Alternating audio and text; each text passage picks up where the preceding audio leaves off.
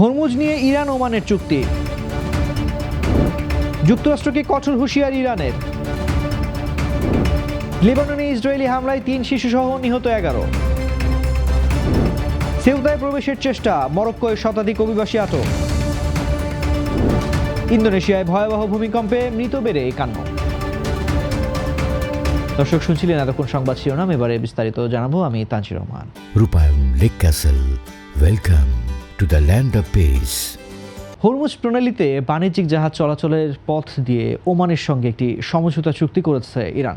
যুক্তরাষ্ট্রের বাধার মধ্যেই গত 3 সপ্তাহ ধরে আলোচনার পর এই চুক্তিতে পৌঁছেছে দুই দেশ। ইরানি সংবাদ মাধ্যম দেফা প্রেসকে দেওয়া সাক্ষাৎকারে দেশটির পররাষ্ট্র মন্ত্রণালয়ের মুখপাত্র ইসমাইল বাঘাই শনিবার এই তথ্য নিশ্চিত করেছেন। চুক্তির খসড়া তৈরি ও স্বাক্ষরে ইরানের পররাষ্ট্র মন্ত্রণালয় ছাড়াও প্রতিরক্ষা, নিরাপত্তা ও পরিবেশ বিষয়ক কর্তৃপক্ষ অংশ নেয়। তবে কয়েকটি বিষয় এখনও অমীমাংসিত থাকায় এখনও দুই দেশের পক্ষ থেকে কোনো আনুষ্ঠানিক বিবৃতি দেওয়া হয়নি। বিষয়গুলোর মীমাংসা শেষে চুক্তিটি শিগগিরই আনুষ্ঠানিকভাবে প্রকাশ করা হবে বলে আশা করছে তেহরান। ওমান উপসাগর ও পারস্য উপসাগরকে সংযুক্তকারী 167 কিলোমিটার দীর্ঘ এই জলপথ দিয়ে বিশ্ব বাজারের প্রায় 20% জ্বালানি পরিবহন করা হয়।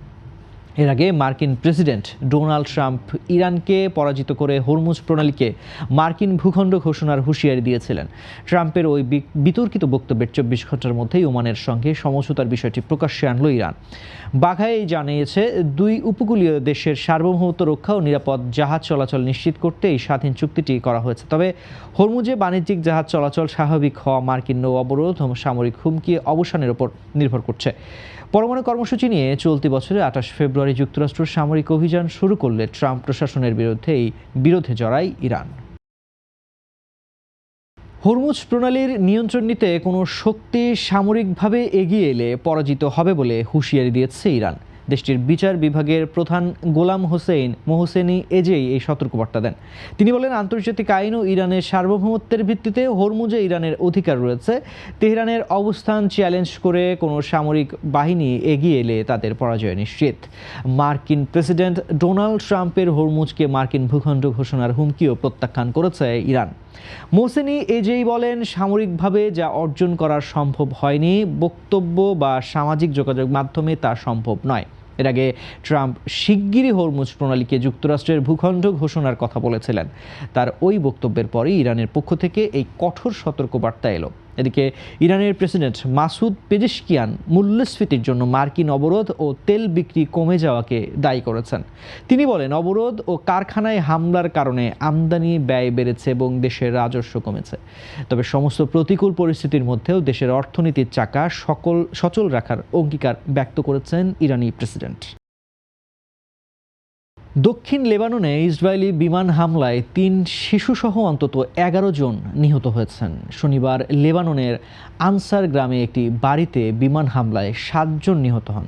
একই দিনে দেইর জাহরানি গ্রামের আরেকটি হামলায় 4 জন নিহত এবং 17 জন আহত হন। গত জুনে ইসরায়েল ও হিজবুল্লাহর মধ্যে চুক্তির পর এটি সবচেয়ে প্রাণঘাতী হামলা। আগামী মাসে ইতালির রোমে উভয় দেশের মধ্যে 8ম দফার বৈঠক হওয়ার কথা রয়েছে। তার ঠিক আগেই এই ভয়াবহ বিমান হামলা চালালো ইসরায়েল। লেবাননের প্রেসিডেন্ট জোসেফ আউন এই হামলাকে শান্তি আলোচনার বিরুদ্ধে স্পষ্ট বার্তা বলেছেন। এছাড়া লেবাননের প্রধানমন্ত্রী নওয়াফ সালাম এই বিপজ্জনক উত্তেজনা বন্ধ করার আহ্বান জানিয়েছেন। তিনি বলেন, নিহত বেসামরিক নারী ও শিশুরা কোনো সামরিক লক্ষ্যবস্তু ছিলেন না। এদিকে এই আক্রমণের উপযুক্ত জবাব দেওয়ার কঠোর হুঁশিয়ারি দিয়েছে হিজবুল্লাহ। স্পেনের উত্তর আফ্রিকান অঞ্চল সেউটায় ঢোকার চেষ্টা করা শতাধিক অভিবাসীকে আটক করেছে মরক্কো। শনিবার ফনিদেক শহরের কাছে সীমান্তের দিকে যাওয়ার সময় তাদের আটক করা হয়। মরক্কোর নিরাপত্তা সূত্রের বরাতে এই তথ্য জানিয়েছে স্প্যানিশ গণমাধ্যম ও রয়টার্স। আটক 111 জনের বেশিরভাগই সাব সাহারান আফ্রিকার নাগরিক বলে জানা গেছে।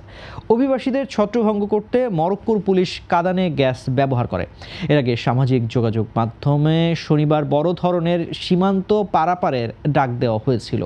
এমন পরিস্থিতিতে সীমান্ত এলাকায় নিরাপত্তা আরও জোরদার করেছে মরক্কো ও স্পেন। মরক্কো সীমান্তে সেনা, নৌযান ও ড্রোন মোতায়েন করেছে। অন্যদিকে স্পেন এলাকায় 1,500-এর বেশি নিরাপত্তা কর্মী পাঠিয়েছে। এর আগে সেউটায় বড় ধরনের অভিবাসী ঢলের পর নতুন করে উত্তেজনা ছড়িয়ে পড়ার আশঙ্কা তৈরি হয়। ইন্দোনেশিয়ার পূর্বাঞ্চলীয় উপকূলে 7.7 মাত্রার শক্তিশালী ভূমিকম্পে মৃতের সংখ্যা বেড়ে 51 জনে দাঁড়িয়েছে।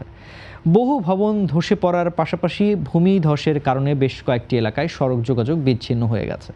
পূর্ব নুসা তেঙ্গারা প্রদেশে আঘাত হানা এই দুর্যোগে অন্তত 3 শতাধিক আফটার শক অনুভূত হয়েছে।